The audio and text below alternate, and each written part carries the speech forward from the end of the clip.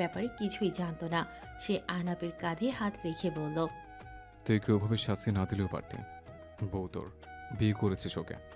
পুরো পরিবারের সামনে একটা ফ্যামিলি ফাংশনে তুই আমার জঘন্য কাজ কি করে করলি? মেয়ে এত বছর ভেবেছে মেয়েটার মাথায় জং ধরেছিল, ইচ্ছুপাকে ভেবেছিল মেয়েটাকে, কিন্তু সমস্যা তো তোর মাথায়। আহনাফ তুর্যের দিকে তাকিয়ে বলল, আর আবরারের সাথে যা হলো? তোর বাবাকে জিজ্ঞেস কর কেস করেনি কেন। জেলে পাঠিয়ে দিতে। তিলে তিলে না মেরে একেবারে ফাঁসিতে ঝুলিয়ে দে। মেরেছে তো মেরেছে, ও বাচ্চা ছিল, অ্যাক্সিডেন্ট হয়ে গেছে। আহনাফ হাসলো, শব্দ করে হাসলো, হাসতে হাসতে বলল, আমার ভাই মরেছে, আমার কষ্ট হচ্ছে। তোর ভাই মরলে তুই বুঝতি, আর তুই আমাকে কেন এই কথা বলছিস? কোন মুখে প্রশ্ন করছিস? তোর কি ক্ষতি করেছিল উপমা? ওকে কেন ঠকালি তুই? আর ওকে ঠকানোর পর আমি কি কখনো প্রশ্ন করেছি তোকে? উপমা তোর কেউ হয় না, কিন্তু অরুণিকা আমার বউ। তোদের কারো অধিকার নেই আমাকে প্রশ্ন করার। আমার অরু, আমার বউ, আমি যা ইচ্ছে করব। মারবো, শাস্তি দেবো, কাঁদাবো, ইচ্ছে করলে ভালোবাসবো। তোদের এত মাথা ব্যথা কেন? ওর লিগ্যাল গার্জিয়ান আমি। তাহমিদ ক্ষীণ কণ্ঠে বলল, বন্ধ করে সব, তোরা সবাই অসুস্থ হয়ে যাচ্ছিস। তোদের সাথে থাকলে আমার মাথাটাও খারাপ হয়ে যাবে। আরাব বলল, মাথা তো সবারই খারাপ হয়ে আছে, থাক, ও করুক যা করার, মেরে ফেলুক ওর বউকে। আমিও দেখবো আরাফ চৌধুরীর ফুলে কেউ একটা টোকা লাগিয়ে দেখাক, আমি তার পুরো বাগানটাই ধ্বংস করে দেব। আহনাফ হাত মুঠো করে দাঁড়িয়ে আছে। ঠোঁটে লেগে থাকা রক্ত মুছে সে বাঁকা হেসে বলল, সেই বাগান ধ্বংস করার আগে দেখে নিস ফুলগুলোতে কার নাম আছে। মনে রাখিস, বাগানও আমার, ফুলও আমার, ধ্বংসও আমি করব। যেই গল্পের নায়ক আর খলনায়ক একজনই হয়, সেখানে কেউ হারে না, কেউ জিতে না। আবার যে হারে সেই জেতে। খেলা আমার, মাঠ আমার, হারবো আমি, জিতবো আমি, মাইন্ডেড। রুতবা ও অরুণিকা পাশাপাশি বসে আছে। জম্পেশ আড্ডা দিচ্ছে দুই বান্ধবী। আড্ডার বিষয়ে স্থান পাচ্ছে কখনো রহস্য ব্র্যান্ডের নতুন গানের ভিউজ, কখনো বা নতুন বই নিয়ে, আবার কখনো ভার্সিটির কোনো এক মেয়ে ছেলের প্রেম নিয়ে। কথার ফাঁকে অরুণিকা রুতবাদের ভাড়া বাসার ছাদটিতে চোখ বুলিয়ে নিয়ে বলল, খুব শৌখিন তো তোদের বাড়ির মালিক, দেখ কি সুন্দর সুন্দর ফুল গাছ লাগিয়েছে। রুতবা ফুল বাগানের দিকে তাকিয়ে বলল, ওটা বাড়ির মালিক লাগায়নি, আহনাফ স্যার লাগিয়েছেন। অরুণিকা ভ্রু কুঁচকে তাকালো রুতবার দিকে। হোঁচট খেলেও কথাটি শুনে হালকা হেসে বলল, তোকে বলেছে তো। আরে সত্যি বলছি। অরুণিকা অবাক হলো। রুতবা জিজ্ঞেস করলো, তুই অবাক হচ্ছিস কেন? অবাক হওয়ার বিষয়, তাই অবাক হচ্ছি। আমি যখন ও বাড়ি থাকতাম আমারও ফুল বাগানের শখ ছিল, ছাদে অনেক গাছ লাগিয়েছিলাম। আর এই আহনাফ সব গাছ ডাস্টবিনে ফেলে দিয়েছিল আমার বাগানের জন্য। তার নাকি হাঁটা চলায় সমস্যা হচ্ছিল। যা, কি যে বলিস। আমি কি তোকে শুধু শুধু মিথ্যা বলবো? সত্যি? হ্যাঁ, সেটাই তো, এখন কারো হাঁটা চলায় সমস্যা হচ্ছে না। রুতবা অরুণিকার কাঁধ থাপিয়ে সান্ত্বনার সুরে বলল, তো এখন যে নিজেই লাগালো, তোকে ভালো লাগতো না, তাই হয়তো জ্বালানোর জন্য এমন করতো। ভালো লাগতো না কথাটা অরুণিকার বুকে তীরের মতো বিঁধল। সে নিচের দিকে তাকিয়ে মলিন হাসল। রুতবা সেই হাসির অর্থ বুঝল না। সে নিজের মনেই অরুণিকার সাথে কথা বলে যাচ্ছে, কিন্তু অরুণিকার চোখে মুখে স্পষ্ট হচ্ছে প্রতিশোধ স্পৃহা। সে বাঁকা হাসি ঠোঁটে ফুটিয়ে রুতবাকে বলল, তুই আমার জন্য এক গ্লাস পানি নিয়ে আয়, গলা শুকিয়ে গেছে, এমনিতেই যা গরম পড়ছে, বরফ দেয়া পানি আনিস। আচ্ছা চল তাহলে একসাথে নামি। আচ্ছা তুই নাম, আমি আসছি। আচ্ছা। রুতবার নেমে পড়তেই অরুণিকা তাড়াতাড়ি বসা থেকে উঠে দাঁড়ালো। দ্রুত বাগানের সামনে এসে বসলো। ফুলগুলো দেখে বেশ মায়া হলো তার, কিন্তু শয়তানি হাসি হেসে বলল, সরি প্রিয় পুষ্পমালা, তোমাদের আমি এমন মালিকের মালিকানায় বড় হতে দিতে চাইছি না। সে কখনোই ফুল ভালোবাসেনি। তার সত্যি যদি বাগানের প্রতি ভালোবাসা থাকতো, সে অন্তত আমার গাছ ডাস্টবিনে ফেলে দিতে পারতো না। আমার এমন মানুষের ফুল বাগানের শৌখিনতা আমার দৃষ্টিতে ভণ্ডামি ছাড়া কিছুই না। তার জন্য আমি এত কষ্ট পেয়েছিলাম যে সেদিনের পর ভুলেও আমি আর একটা ফুলের চারা কিনে আনিনি। অনেক কেঁদেছিলাম আমি আমার ছোট্ট ছোট্ট চারাগুলোর জন্য।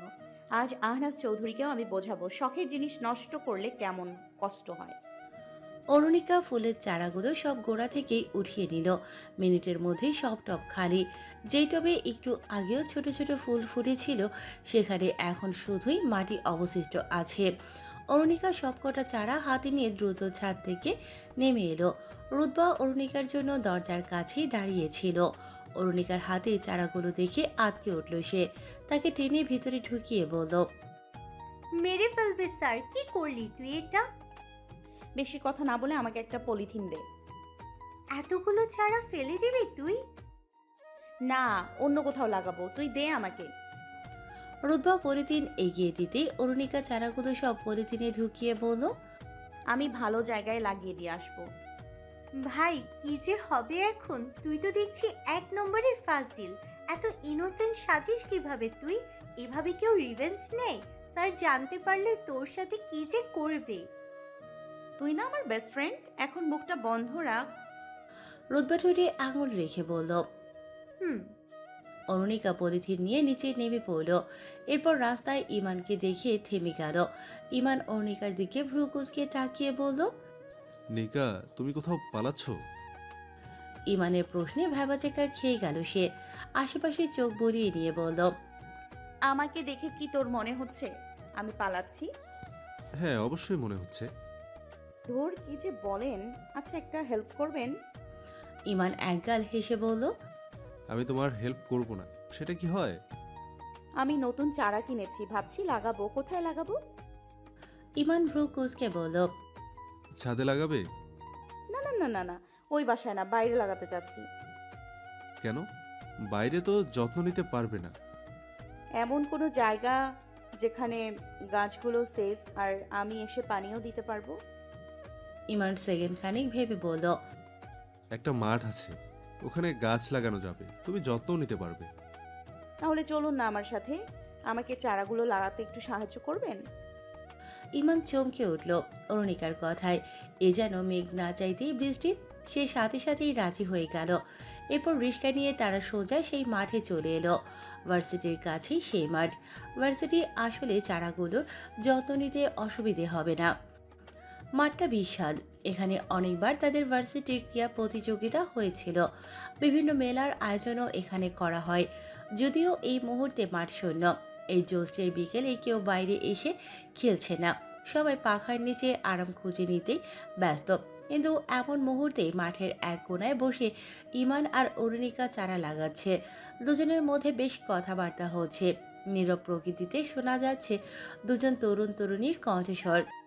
মাঝে মাঝে নারী কণ্ঠের হাসির ঝংকারে প্রকৃতির সাথে সাথে মুগ্ধ হচ্ছে একজোড়া পুরুষ চক্ষু। মৃদুমন্দ সমীরণ যেন সেই পুরুষের মনের তোড়পাড়ের বহিঃপ্রকাশ ঘটাচ্ছে। পরবর্তীতে দৃশ্যপট পাল্টে গেল। দেখা যাচ্ছে দু হাতে কাদামাটি নিয়ে এক তরুণের পেছনে পেছনে ছুটছে উচ্ছ্বসিত তরুণী। তার হাসি যেন আজ থামছেই না। জমে থাকা রাগ অভিমান নেমে যাওয়ায় তার ঠোঁটের হাসি ঠিকরে পড়ছে প্রকৃতির বুকে। কি চমৎকার সেই হাসি! কিন্তু দীর্ঘস্থায়ী হলো না সেই হাসিটা। বলিষ্ঠ বঙ্কের সাথে ধাক্কা লাগায় সেই হাসি থমকে গেল মুহূর্তেই। চোখ দুটিতে ভিড় করল একরাশ ভীতি। অরুণিকার হাতে কাদামাটি লেগে আছে, ইমানের হাতেও তাই। একটু আগেই দুজন গাছ লাগিয়েছিল। গাছ লাগাতে লাগাতে কিছু সময়ের মধ্যেই দুজনের ভালোই ভাব জমে উঠেছিল। অরুণিকার মধ্যে লুকিয়ে থাকা সেই প্রাণোচ্ছল মেয়েটি বেরিয়ে এসেছিল একটু আগেই। ইমান হুট করে অরুণিকার নাকের ডগায় বিনা অনুমতিতেই লাগিয়ে দিয়েছিল কাদা। ব্যাস, অরুণিকাও ইমানকে পাকড়াও করবে। তারা ছোটাছুটি করছিল সেই মাঠে। ভুলে গিয়েছিল এখন তারা আর কিশোর কিশোরী নয়, 20 অতিক্রম করা দুজন তরুণ তরুণী। অরুণিকা সামনে অপরিচিত মানুষটিকে দেখে ভয়ে কয়েক পা পিছিয়ে গেল। ইমান অরুণিকাকে আড়াল করে সেই আগন্তুকটির সামনে এসে দাঁড়ালো। লোকটির পেছনে আরও 4-5 জন দাঁড়ানো। অরুণিকা উল্টো দিকে ফিরে গায়ের ওড়াটা ঠিক করে নিল। মনে মনে ভাবতে লাগলো, বড় সড়ো বিপদে পড়িনি তো আবার। লোকগুলোর মধ্যে একজন ইমানকে উদ্দেশ্য করে বলল, এটা কি পার্ক যে তোমরা খেলতে এসেছো? ইমানের কথাটা বেশ গায়ে লাগলো। শক্ত স্বরে বলল, গাছ লাগাতে এসেছি। তা তো দূর থেকে দেখতে পাচ্ছিলাম। অরুণিকা কিছু একটা বলতে যাবে, ইমান তাকে বাধা দিল। অরুণিকার হাত ধরে তাকে একপাশে টেনে নিয়ে গেল। আগন্তুকটি ইমানের এমন আচরণে অপমান বোধ করল। ইমান মাঠে লাগানো কলের পানিতে হাত ধুয়ে নিল। অরুণিকাও হাত পরিষ্কার করে ফেলল। আগন্তুকটি এবার তাদের সামনে এসে দাঁড়ালো। অরুণিকা ইমানের শার্ট খামচে ধরে ইমানের পেছনে দাঁড়িয়ে রইল। ইমান বুকে হাত গুজে বলল, বললাম তো আমরা গাছ লাগাতে এসেছি। আগন্তুকটি ইমানকে আপাতমস্তক দেখে নিয়ে বলল, আমার নাম মতিন, এখানকার স্থানীয় আমি। সবাই আমাকে মতিন শেখ বলে। বসো, আমি এই জায়গায় বসো। আমার এলাকায় এমন নষ্টামি আমি সহ্য করতে পারবো না। খেলার আর জায়গা পাও না? অরুণিকার চোখ মুখ লাল হয়ে এলো। লজ্জা যেন মাটিতেই ঢুকে পড়বে সে। অরুণিকার ভয়ার্ত চেহারা দেখে মতিন দাঁত কেলিয়ে হাসল। তার লোকদের ইশারা করতে তারা ঘিরে ধরল ইমান ও অরুণিকাকে। অরুণিকা এসব দেখে আরো শক্ত করে খামচে ধরল ইমানের শার্ট। ইমান নিজেকে শান্ত করে বলল, আপনি ইচ্ছে করে ঝামেলা করছেন, ও আমার ফ্রেন্ড। মতিন ইমানের মুখের কাছে এসে বলল, কি কি কি? আমরা ফ্রেন্ড, এখানে গাছ লাগাতে এসেছি। আচ্ছা, গার্লফ্রেন্ড? মতিনের কথায় তার লোকগুলো হৈ হৈ করে উঠল। তারা ঠাট্টার হাসি হাসে। মতিন এবার ইমানের আড়ালে লুকিয়ে থাকা অরুণিকার দিকে ঝুঁকে আসতেই ইমান কলার চেপে ধরল তার। ইমানের স্পর্ধা দেখেই চোখ বড় বড় করে তাকালো মতিন। তার লোকগুলোও যেন উত্তেজিত হয়ে উঠল। ইমান তাতে দাঁত পিষে বলল, আমাদের ভালোই ভালোই যেতে দিন, নয়তো। ধমকাচ্ছিস আমাকে? এইটুকু ছোকরাটা কি না আবার আমাকে ধমকায়? মতিনও শক্ত করে ইমানের কলার টেনে ধরল। অরুণিকা তা দেখে ব্যস্ত কণ্ঠে বলল, প্লিজ আমাদের যেতে দিন। ইমান চোখ গরম করে অরুণিকার দিকে তাকালো। ইমানের চোখের দিকে তাকিয়ে চুপসে গেল সে। মতিন ইমানকে ধাক্কা দিয়ে সরিয়ে বলল, তোদের বাবা মার নাম্বার দে, এখনই তোদের নষ্টামি বের করছি। ইমান ভাবলেশীন ভঙ্গিতে দাঁড়িয়ে আছে। মতিন অরুণিকার দিকে তাকিয়ে ধমকের সুরে বলল, কানে যায় না কি বলেছি? অরুণিকা কাপা কণ্ঠে বলল, আমার বাবা মা নেই। অরুণিকার কথায় মতিন শব্দ করে হাসল। ইমান অরুণিকার হাত ধরে বলল, তুমি চুপচাপ দাঁড়িয়ে থাকো, ওদের প্রশ্নের উত্তর দেওয়ার কোনো প্রয়োজন নেই তোমার। মতিন ইমানকে এবার হালকা ধাক্কা মেরে বলল, এক্কেবারে উঠিয়ে নিয়ে যাব। মেয়ে মানুষ নিয়ে ঘুরিস, একটু সামলে থাকবি না? এই মেয়ের যদি কিছু হয়ে পড়ে তো আর ফিরেও তাকাবি না। অরুণিকার দম আটকে গেল এই কথা শুনে। পুরো মাঠে চোখ বুলিয়ে নিল সে। আশেপাশে কোথাও কোনো মানুষ নেই। এখানে তার কোনো বিপদ হলে কেউ বাঁচাতে আসবে না তাকে। আর ইমান একা এতগুলো লোকের সাথে কিভাবে পারবে? তবে ইমান এবার একটু নরম হলো। অরুণিকার দিকে এক নজর তাকিয়ে মতিনকে বলল, প্লিজ আমাদের যেতে দিন, আমরা গাছ লাগাতে এসেছি। ওখানে কথার ফাঁকে হাসাহাসি করছিলাম, দ্যাটস ইট। মতিন ইমানের পরিবর্তিত ব্যবহারে আরও সুযোগ পেল। সে ইমানের হাত ধরে তাকে নিজের কাছে টেনে এনে তার কাঁধে হাত রেখে বলল, ভালোই ভালোই ফোন নাম্বারটা দিয়ে দে। ইমান মাথা নেড়ে তার বাসার টেলিফোন নাম্বারটা দিল। মতিন ইমানের দিকে ভ্রুকুচকে কিছুক্ষণ তাকিয়ে রইল। এত সহজে নাম্বার দিয়ে দেবে সেই আশা করেনি মতিন। ফোনের স্ক্রিন থেকে নাম্বারটি কেটে সে অরুণিকাকে বলল। তোমার বাবা মার নাম্বার দাও। অরুণিকা মাথা নেড়ে বলল, আমার বাবা মা নেই। নাটক করো, মিথ্যে বলো আমাকে। ইমান বলল, ও সত্য বলছে। তাই চুপ করো। মতিন পুনরায় অরুণিকাকে জিজ্ঞেস করল, থাকো কোথায়? এই ছোকটার সাথে থাকো নাকি?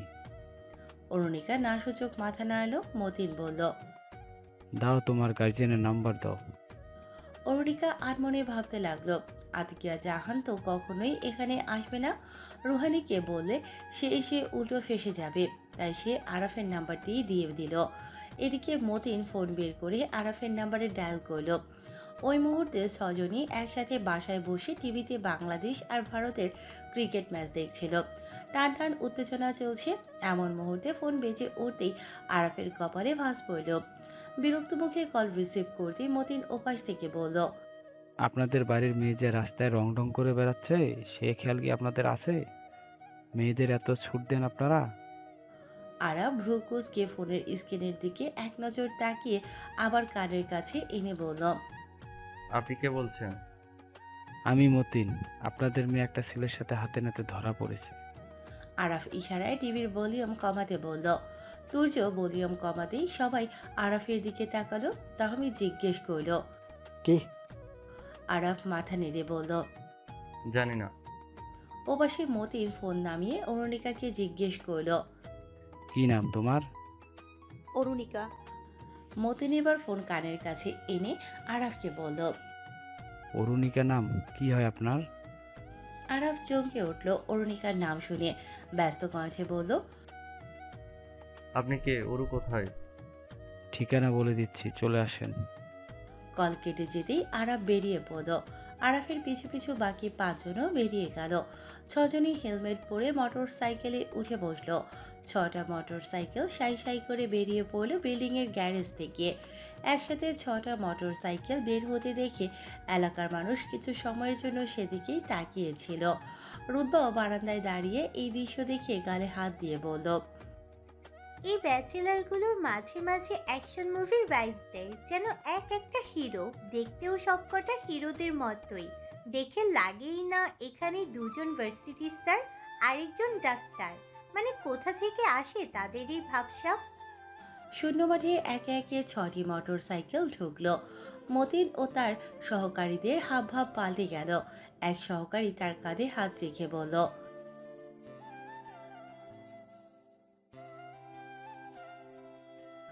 ইমান আর অরুণিকা ভ্রুকুচকে তাকিয়ে আছে মোটর সাইকেল আরোহীদের দিকে। 6 জনই মোটর সাইকেল থেকে নামলো। মতিন শেখ বুকে হাত গুজে 6 জনের দিকে এগিয়ে এসে বলল। কিরে মিয়া, এইখানে কি? আরাফ হেলমেট খুলে অরুণিকার দিকে এক নজর তাকিয়ে মতিনকে বলল। তুমি তাহলে ফোন দিয়েছিলে আমাকে? আচ্ছা, তুমি কি এ মেয়ের গার্জিয়ান? ইয়েস। দেখে তো মনে হইতেছে না। তাহলে কিভাবে মনে হওয়াতে পারি? মতিন ধমকে সুরে বলল। এই মেয়ে এই ছোকরার সাথে হাতে নাতে ধরা খাইছে। ইমান দাঁত কটমট করে বলল। Shut up. আমি নিকার সাথে গাছ লাগাতে এসেছি এখানে। ইমন হেলমেট খুলে অরুণিকার দিকে তাকিয়ে বলল। গাছ লাগানো আর কোনো জায়গা ছিল না? অরুণিকা মাথা নিচু করে দাঁড়িয়ে আছে। বাকিরা হেলমেট খুলতেই ইভান আর আহনাফকে দেখে চমকে উঠল ইমান। সে অরুণিকার দিকে আর চোখে তাকালো। তাহমিদ বলল। বাসায় কি জায়গার অভাব ছিল? মতিন হাসল। তার কথার মান তো রেখেছে এই 6 যুবক। সে দাঁত কেলিয়ে বলল। প্রেম করার নতুন অজুহাত? আহনাফ চোখ ছোট করে তাকালো অরুণিকার দিকে। আরাব বলল। ওরা জাস্ট ফ্রেন্ড, দ্যাটস ইট। ওরে বাবা, এগুলো তো দেখছি দ্যাটস ইটের বংশধর। তুর্য অরুণিকাকে বলল। বাইকে উঠে বসো তুমি। অরুণিকা তুর্যের কথা মতো মোটর সাইকেলে ওঠার জন্য সামনে পা বাড়াতে যাবে, তখনই মতিন অরুণিকার হাত ধরে ফেলল। 6 জনের চেহারা মুহূর্তেই পাল্টে গেল। ইমান তৎক্ষণাৎ ধাক্কা দিয়ে মতিনকে সরিয়ে দিতে সে উল্টে পড়তে নিলে তার সহকারী তাকে ধরে ফেলল। মতিন রাগান্বিত চোখে ইমানের দিকে তাকাতে সে ধমকে সুরে বলল। আমি আমার ফ্রেন্ডের সাথে গাছ লাগাচ্ছি, হাসছি, তাতে মিয়া তোমার এত সমস্যা? আর এখন যে তুমি বিনা অনুমতিতে ওর হাত ধরলে, তোমার হাত ভেঙে দিলে কেমন লাগবে? মতিন চেঁচিয়ে বলল। ওই, তোর এত বড় সাহস, আমাকে শাসাচ্ছিস? মতিন এবার তার লোকদের অরুণিকাকে ধরার জন্য ইশারা করল। তারা এগিয়ে আসবে তখনই আহনাফ মতিনের বুকে জোরে এক লাথি দিয়ে তাকে মাটিতে ফেলে দিল। মতিন বুকে হাত দিয়ে মাটিতে লুটিয়ে পড়ল। মতিনের লোকেরা তাদের দিকে এগিয়ে আসতেই আরাফ তার হেলমেট দিয়ে সামনে আসা লোকটির কাঁধে জোরে আঘাত করতেই বাকিরা ভয়ে পিছিয়ে গেল। মতিন উঠে দাঁড়িয়ে বলল। এই মেয়ে একটা ছেলের সাথে নষ্টামি করতে এসেছে, আর বাধা দেওয়া আমার দায়িত্ব। এটা আমার এলাকা। ইমান চিৎকার করে বলল। দ্বিতীয়বার এক্সপ্লেইন করব না আমি। এবার যা বলেছি হাত দিয়ে বোঝাবো। মতিন উল্টো চিৎকার করে বলল। এই মেয়েকে গার্জিয়ান ছাড়া আমরা যেতে দেব না। তোমরা কারা মিয়া? তোমরা কি প্রেমিক প্রেমিকা নাকি? একটা মেয়ের কয়টা প্রেমিক? তাহমিদ মতিনের কলার ধরে বলল। ভাই, আমরা ওর ভাই হই। ভাই বলতে বহু শুনছি, ভাই না, বাপ নিয়ে আসতে হবে। আহনাফ অরুণিকার হাত ধরে বলল। আমি তোর বাপ, আর এই মেয়ে তোর মা, এবার বাধ্য সন্তানের মতো সরে যা, নয়তো আরেকটা রাত থেকে সোজা তোর আসল বাপের কাছে চলে যাবি। মতিনকে টেনে নিয়ে এলো তার সহকারীরা। মতিন চেঁচিয়ে বলতে লাগলো, আমার এলাকায় আমার সাথে দাপট দেখায় এরা, এদের ছাড়বো না আমি। তুর্য বলল, আয় আয়, আমরা তোর অপেক্ষা আছে। মতিনকে নিয়ে চলে গেল তার সহ